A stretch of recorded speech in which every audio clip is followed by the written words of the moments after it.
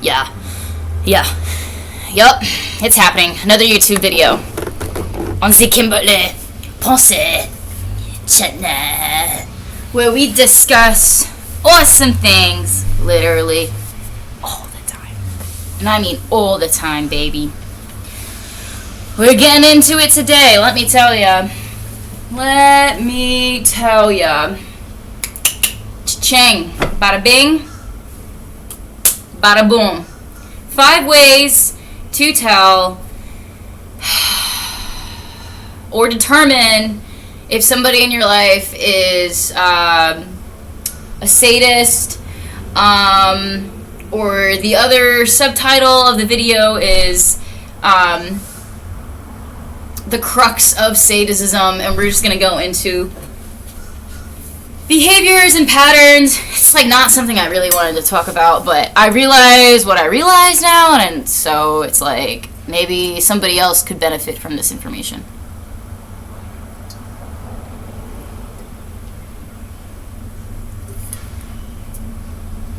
I am beyond irritable these days, you guys. It's really, I don't think it's good, but I'm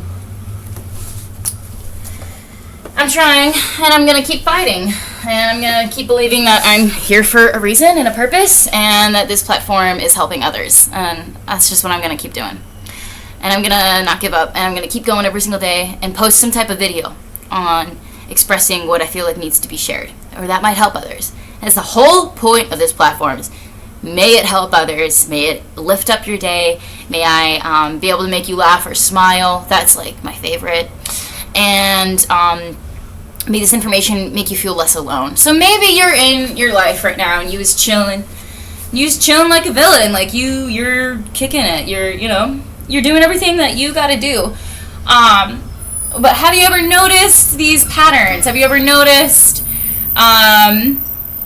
others in your life exhibiting these patterns or behaviors? So the first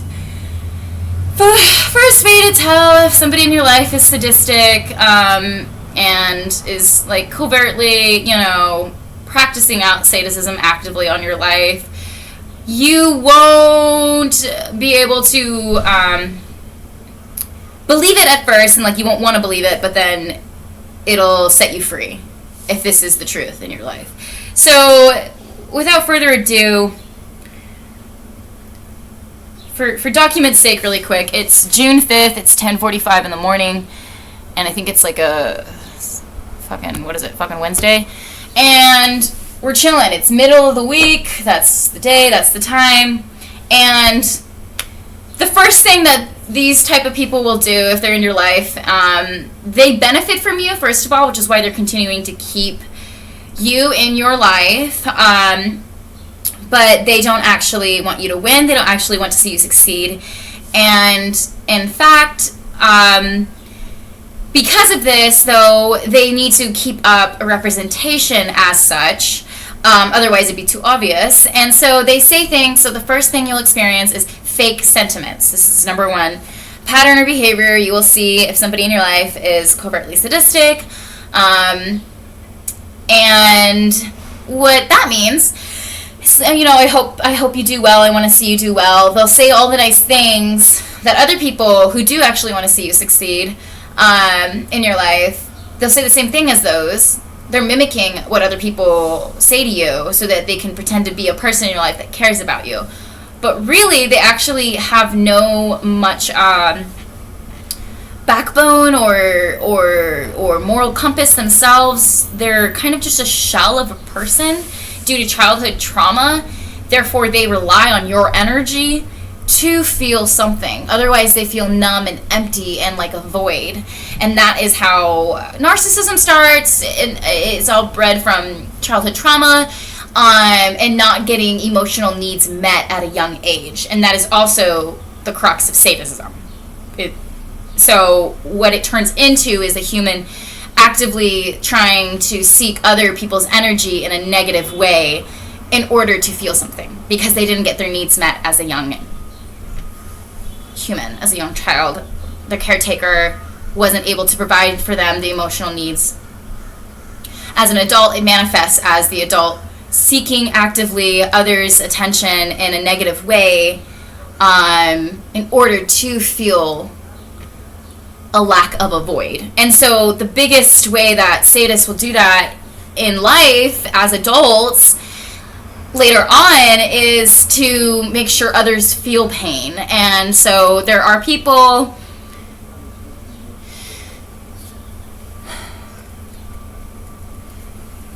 it's a little bit early to be talking about this evil, but we gotta do it.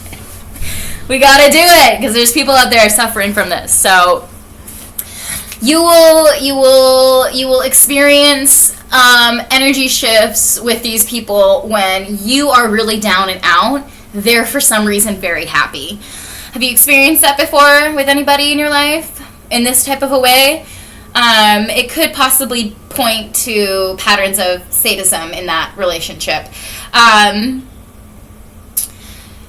it seems like, you know, so psychotic, like how could anybody be that cold and like psychotic? But like the reason sadism exists is because it is literally, you know, a development of lack of the necessary care that a human should receive by their birthright, which is like emotional care and emotional needs being met and basic needs being met.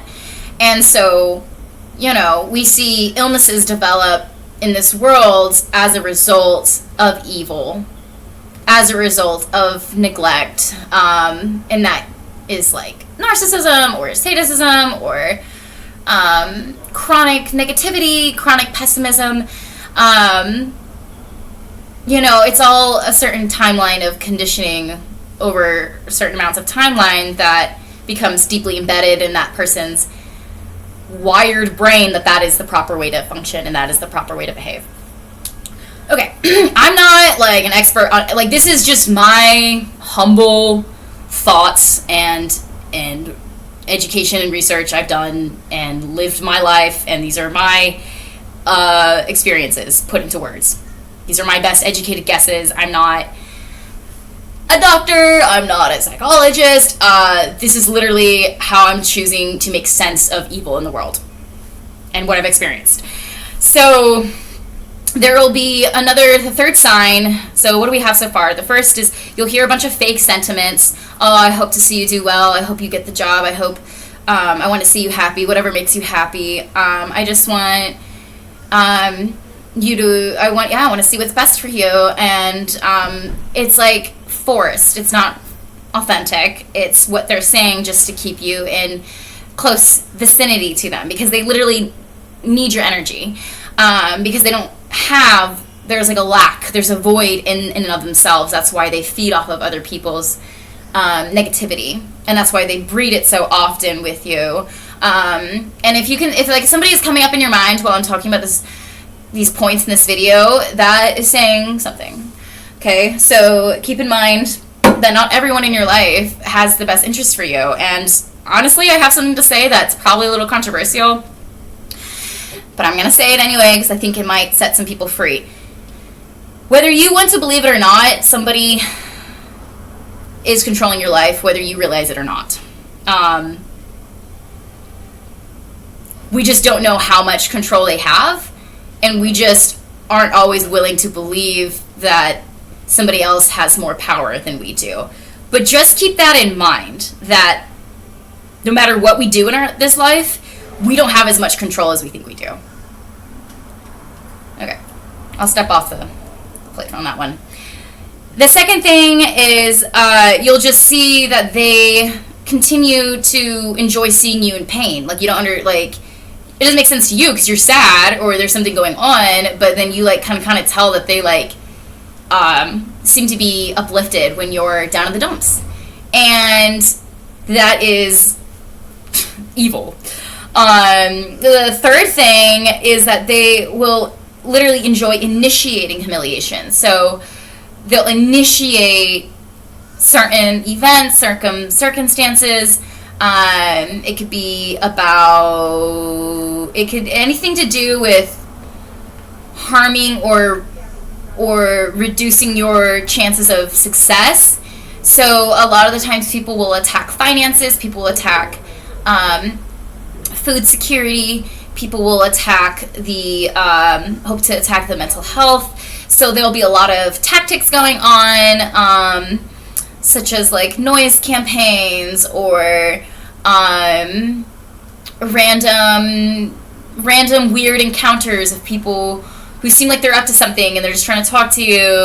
That's like a little bit more if you're like in the spotlight type of issues. But like one person in your life, like they will attack all the important areas of your life,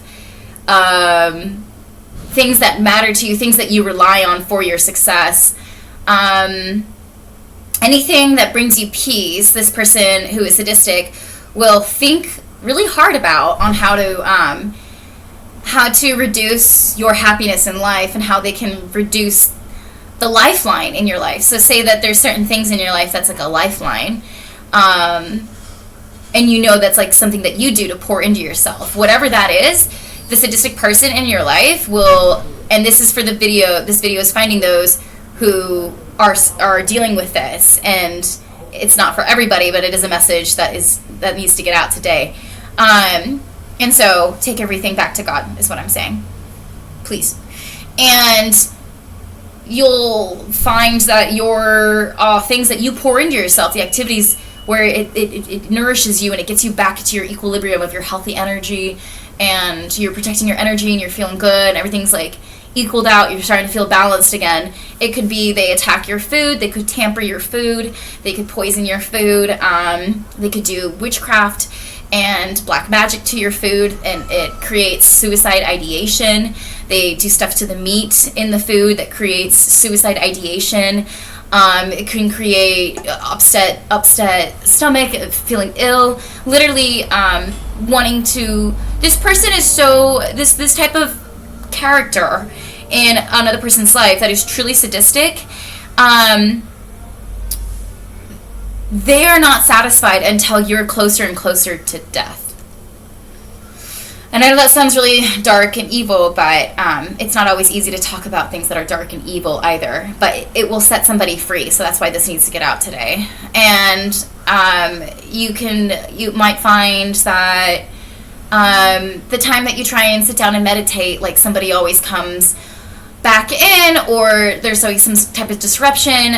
Anytime that you start to try and better yourself, that's when people will attack the hardest. And if somebody's in your life that is truly sadistic, they won't even want you to think about options of how to better yourself. They want you to stay depressed and anxious and feeling icky and lousy, because that's how they feel good.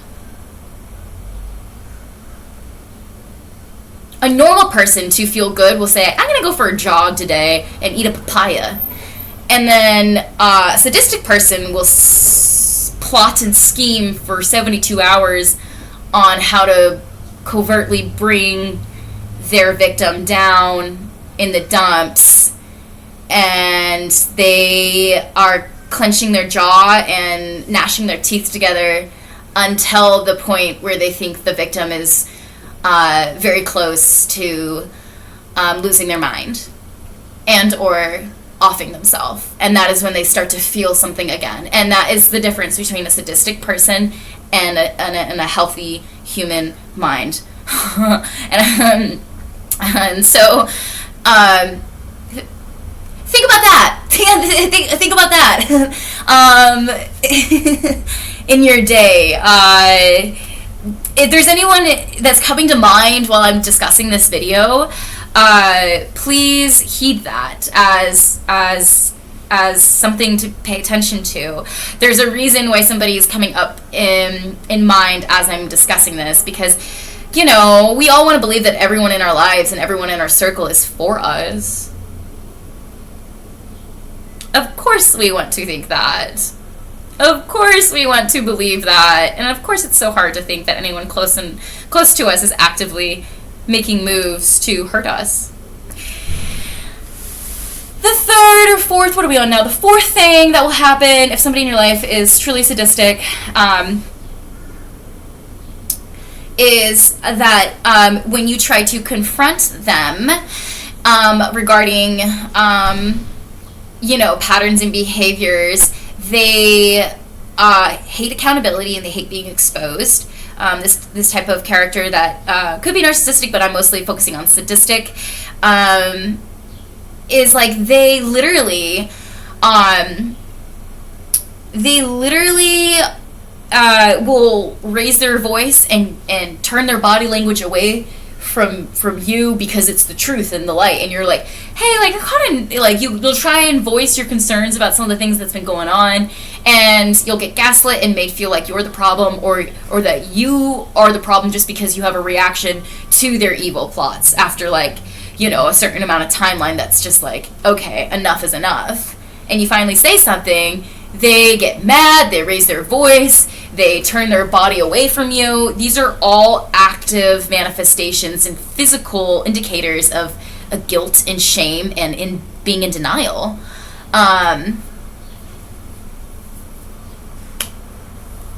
Watch out for that. Watch out for how people respond when you bring up concerns.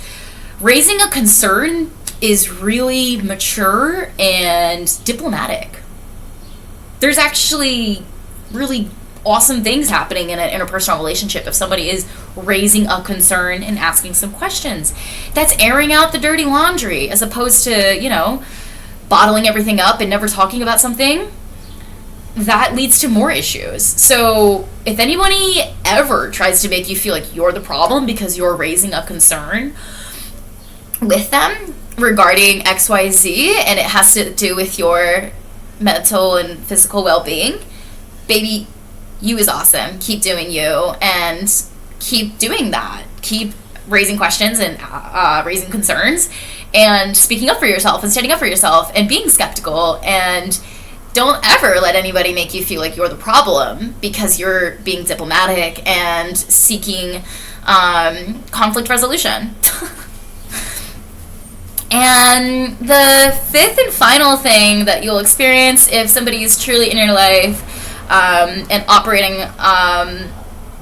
truly off of covert sadism is that they will truly only be satisfied once they have successfully transferred their negative energy onto you. And that's what, once you start to be able to see the signs and be on the lookout, you'll notice small intimidation factors such as kind of like making you feel like you're cornered. If they're in their physical vicinity, they try and intimidate you with their body and can try and stand in doorways when you're trying to leave the room, for example. These are subconscious dominant traits that somebody who's physically intimidating another will actively engage in, and find excuses to just come into your space and be near you and intimidate you and put fear into you and put unease into you. That's really what it is, because they're constantly uneasy because they don't have like the right things going on in their mind, and they've become so accustomed to actively seeking out negative energy and embroiling others into their negativity, that's the only way they're happy.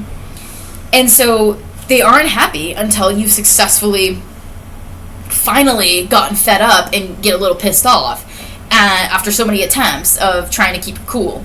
And so these people, it's a game for them, you guys. We have to pay attention to some people in our lives. Not everyone is for us. Not everyone in your circle, boo, sweet gal, or pretty gentleman dude, is for you or is even remotely good for you. We have to pay attention to these red flags and signs of sadism and phony, fake, connections in our lives. Keep your circle small. Keep questioning things. Continue to love and continue to hope as well, of course. Just be aware that there's literally so much positivity in you and so much light in you. If this video is finding you, that's what that person just doesn't have. And so people hate what they don't have. And because they can't kill you, and they know they can't make you kill yourself, they'll just mess with you as much as possible to get you to be as miserable as they are. So, that's the truth, you guys. And, you know, without further ado, we're going to end the video on a very, very encouraging note, and that is Psalms 57:6. A net they have prepared for my steps.